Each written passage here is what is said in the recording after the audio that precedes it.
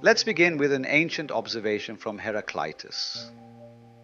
Human beings spend their days as if they're asleep, drifting through life unaware of what's really happening right in front of them. Even when we're physically awake, most of us wander around lost in private dreams, caught in thoughts, desires, and anxieties that form little bubbles of fantasy. These bubbles separate us from the larger reality we share. The trouble with being asleep. Heraclitus points out that our waking moments are often no different from sleep. We're on autopilot, going through motions, eating, working, talking, yet not truly present. And because we're so absorbed in our private dramas, we hardly notice we're missing the real show going on all around us. This is what's meant by being asleep while awake. It's not about lying in bed with eyes closed. It's about daydreaming, getting lost in mental chatter, replaying the past, or fantasizing about the future. We're so distracted we forget the one thing that actually matters, right here, right now. Missing the moment. The ancient sages insisted that most human problems arise because we miss the present moment. We drift into regret over what happened yesterday, or worry about what might happen tomorrow. That mindlessness, this sort of half-awake wandering, Heraclitus compares to a private dream, a personal movie running in our heads. When you're stuck in that movie, you can't really hear what's being said, see what's right before you, or feel the wonders of life. And the strangest part, because we're so used to sleepwalking through life, we often defend it. We say, that's just how things are. Or we invent elaborate explanations and philosophies to stay comfy in our bubble. Instead of taking the wake-up call, we cling to the pillow. Sin as missing the point. In some old languages, the word sin simply meant to miss or to be absent. It wasn't about breaking rules, it was about not being there. Think about it. Whenever we act out of anger or jealousy, it's usually because we're running on unconscious habit. We're gone. No one's really home behind the eyes. We do something foolish, then later on wonder, why did I do that? Heraclitus and many other wise folks say, become aware, become present, and watch how negative habits drop away. You don't need brute willpower or forced discipline. You just need to wake up. When you're truly aware, destructive impulses have less room to operate. They can't survive in the clear light of consciousness. The horizontal and the vertical. Imagine you're walking on a straight line that runs from your past into your future. That's the horizontal dimension, where we spend most of our time, worrying about tomorrow or regretting yesterday. But life also has a vertical dimension, this present moment, an experience of now that goes deeper and deeper, like water dropping into a bottomless well. Moving horizontally, we roam around in time, always chasing or avoiding something. That chase can keep us asleep. Moving vertically, we sink into the present. And what happens there? We catch glimpses of a spaciousness beyond all our busy thinking. This vertical plunge into the now is what Heraclitus points to. It's the gateway to truly waking up. Why we avoid waking up? Here's the catch. Waking up means facing some unsettling truths, like the reality of change and death. Heraclitus says that when you're fully awake, you see death everywhere, meaning you see how life is in constant flux, how everything you hold on to is eventually going to slip away. That can be scary. So we often prefer to stay in our private dreams, ignoring the fact that everything changes.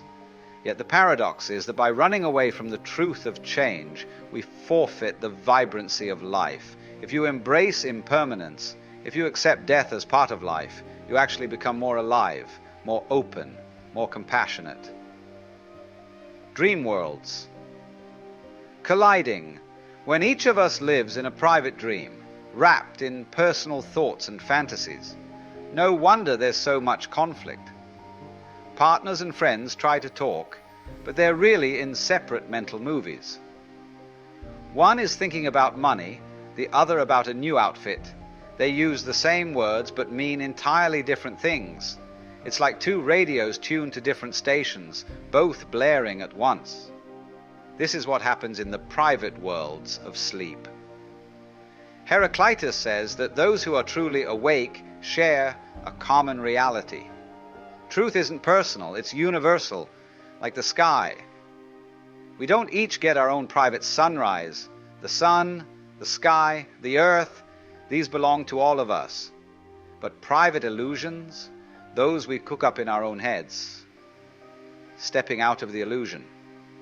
So how do we leave these illusions behind? Not by running off to a cave or cutting ourselves off from life. The real transformation is within. If you stop fueling your busy mind, if you simply become watchful, present for each breath, aware of the ground under your feet, something radical shifts. Your illusions start falling away. It's like letting go of a heavy bag you've been dragging everywhere. Suddenly, your hands are free. A classic story.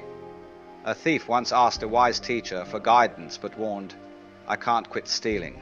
That's who I am." The teacher smiled and said, "No problem. Just be fully conscious whenever you steal. Be totally awake as you do it." Unsurprisingly, every time the thief tried to commit a theft with full awareness, he couldn't go through with it. The moment he became present, the urge lost its power. Before long, the habit dissolved. Life, death, and resurrection. Facing the reality of change, decay, and death can feel like a crucifixion of your old self. But there's a resurrection hidden in that crucifixion.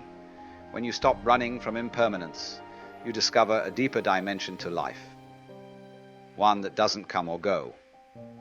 Call it consciousness, call it spirit, call it God. It's an eternal presence we only taste by waking up from the dream of time. Heraclitus and others like Jesus or the Buddha wanted people to see that this wakefulness is the essence of true living. It's not something you postpone to the afterlife or bury in temples. It's here, now, whenever you're truly present. The invitation, Heraclitus' advice, is straightforward. Don't behave or speak like someone who's asleep. Watch your actions, watch your words, but most importantly, watch your mind. Notice when you're lost in reverie or clinging to an idea. Observe the subtle way the ego tries to protect itself with daydreams. When you catch yourself drifting into fantasy, simply come back. Back to the room, back to your breath, back to the person in front of you. You'll slip up, of course. Countless times you'll catch yourself missing the moment. But each time you catch yourself, don't feel guilty. Just gently return to now. Over and over you'll train the mind in wakefulness. And bit by bit, a new kind of clarity dawns. A sense of ease and authenticity that no private fantasy could ever match. Embracing the real. Ultimately, Heraclitus is nudging us to see that life is perpetually in motion. Everything is changing, rising and falling like a river's flow. If we cling to illusions, we suffer, because illusions try to freeze life into something it isn't. The moment we accept impermanence and become fully present, we unlock a deeper unity with everything around us. We realize that underneath the swirl of thoughts, there's a vast shared presence, an awake space in which we all move. So perhaps the secret is this: wake up and see the flux of life for what it is. Stop clinging to dreams and step into the ongoing miracle of now. The moment you do, you'll find you're not alone. You're in good company with all who've ever opened their eyes to this shared reality. And that, says Heraclitus, is where true wisdom and true freedom begin.